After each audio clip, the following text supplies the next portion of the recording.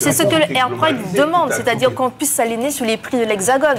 Ce que je veux dire, c'est que je suis d'accord que c'est un capitaliste et ça, c'est pas un souci. On est bien conscient de ça. Par contre, ce qui me dérange, c'est qu'il y a eu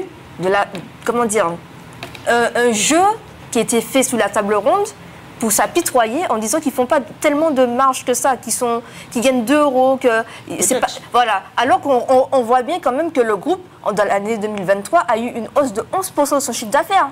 Tandis qu'ils criaient que c'était difficile pour eux. Mais... Donc on voit bien que pouvaient se mettre à la place de la population en se disant c'est pas possible. Sous les tables rondes, les gens disaient que c'était difficile de gagner de l'argent avec les différentes guerres qu'il y a eu, l'inflation, etc. Et puis au final, on découvre qu'en réalité, il y a une hausse de 11% sur les chiffres d'affaires. Mais dans cette même période. Donc il y a eu quand même une malhonnêteté, je dirais, intellectuelle vis-à-vis de la population. Pourquoi ? La population, ce qu'elle retient en tout cas, même si c'est un groupe et qu'ils ont pris l'ensemble du groupe, c'est que ce groupe fait de l'argent, a un bénéfice positif, c'est-à-dire qu'elle est en croissance, et qu'il y a eu des aides qui avaient été données qui n'avaient pas servi à la population. C'est ce que les gens retiennent en fait. C'est tout ce que je vous dis en fait. Moi je vous dis que je suis un capitaliste.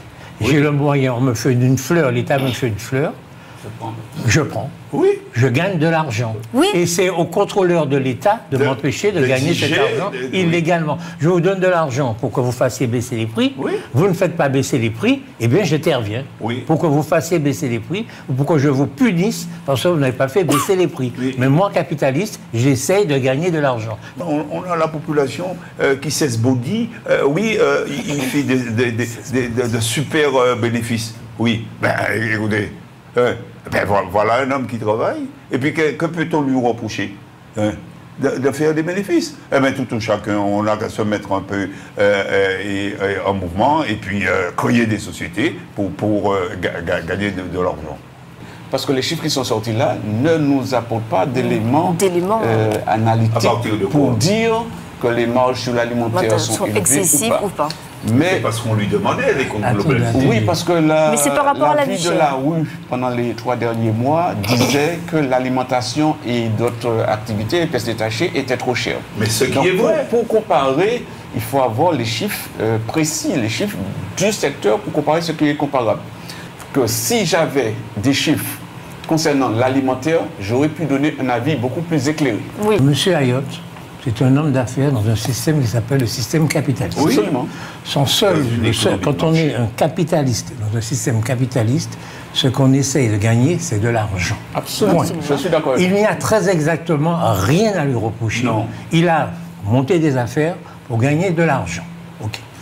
Maintenant, pour faire en sorte que cet argent soit honnêtement gagné, pour faire en sorte que cet argent puisse bénéficier au plus grand nombre par le paiement des impôts, qui résulte des résultats que l'on a, il y a une armée de fonctionnaires. Tout à fait. Il y a une armée de fonctionnaires. Qui aurait dû. Et donc, c'est à ces fonctionnaires-là, nous leur faisons confiance, de contrôler M. Ayotte, de voir s'il a des marges arrière, de voir s'il fait trop, s'il ne fait pas trop, est-ce qu'il paye des impôts, de contrôler M. Ayotte. Si M. Ayotte réussit à faire des choses illégales, eh bien c'est en grande partie à cause de ces fonctionnaires qui n'ont pas fait leur travail. Oui. Mais dans son fonctionnement, qu'est d'essayer de gagner de l'argent, eh bien il essaie de gagner de l'argent, et plus il peut gagner, plus il gagne. Il n'est pas là pour faire plaisir aux Martiniquais, pour faire ceci. C'est pas le travail d'un capitaliste, c'est pas possible. Monsieur Larocher a parlé de fonctionnaires qui avaient pour mission de mettre les choses dans la légalité, dans l'ordre des choses. Mais je veux quand même dire à monsieur Larocher que si c'est à cause ou grâce à 3 mois de manifestations de rue qui permettent de sortir les comptes depuis 2018 qui n'étaient pas déposés, ça c'est pas normal non plus. C'est de la part des fonctionnaires que c'est pas normal. Ils auraient dû l'exiger. Monsieur Ayotte, donnez-moi vos comptes. Et si vous ne me donnez pas vos comptes... Attends, laissez-moi parler une seconde. Et si vous ne me donnez pas vos comptes, vous avez 10 000 € par jour de pénalité. Et monsieur Ayotte aurait donné ses comptes. Non, mais... C'est plus les fonctionnaires d'être laxistes. C'est pas obligatoire. Je vous dis, mais le gouvernement a des moyens de pression. Le gouvernement a des moyens de pression, y compris les tribunaux. Monsieur Ayotte n'est pas au-dessus des lois. Il n'y a pas en réalité d'analyse. Parce qu'on s'attendrait, maintenant qu'on a les comptes consolidés du groupe Ayotte, de pouvoir le comparer au compte consolidé des autres groupes. Sinon, on fait là quelque chose de partiel, quoi. On ne va pas en prendre qu'un seul. Bon, donc je pense qu'on aurait dû, dans un article peut-être parallèle, expliquer ou donner les autres chiffres pour qu'on puisse les comparer. Oui. La deuxième chose qui m'a un petit peu interpellé, c'est que, alors, je ne sais pas si cet article dit la vérité. Je ne sais pas. Quelle vérité?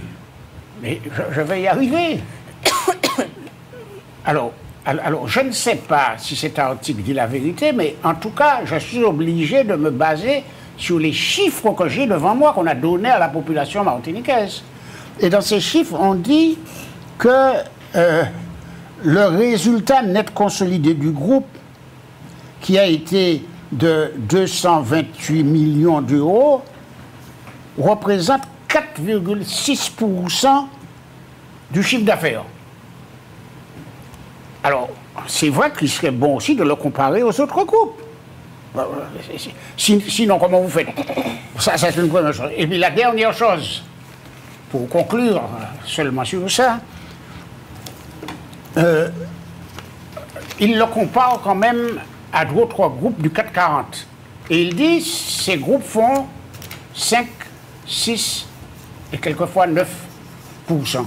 Donc j'aimerais, pour ceux qui aiment les chiffres, les mathématiques et le commerce, qu'on en discute pour savoir ce que ça veut dire en réalité.